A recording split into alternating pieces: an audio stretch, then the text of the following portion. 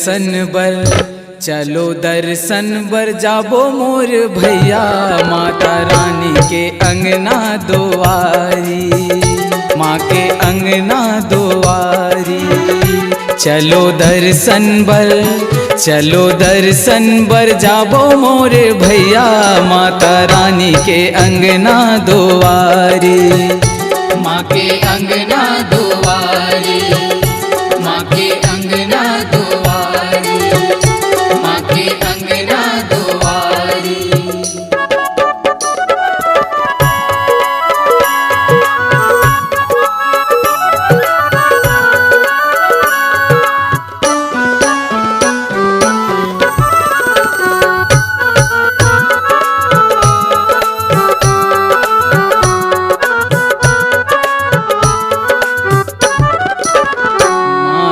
गाँव में मंदिर बने हैं, जहाँ विराजे महामाया दाई, महामाया दाई, महामाया दाई। चैत कुमार में मेला भरा थे, ज्योति जल थे कई ओरी ओरी, कई ओरी ओरी, कई ओरी ओरी। मैया के महिमा सुन के आथे कतको नर नारी, मैया के महिमा सुन के आथे कतको नर नारी, आथे कतको नर नारी।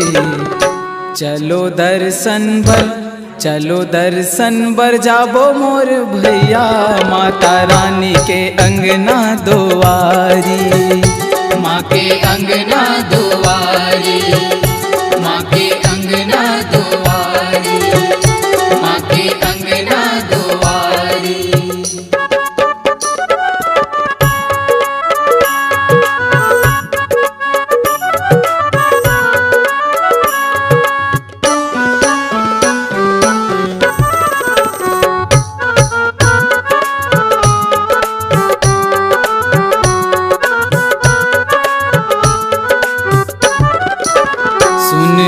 भैया सुन मोर दीदी, महामाया दाई के महिमाया जब है, महिमाया जब है, महिमाया जब है।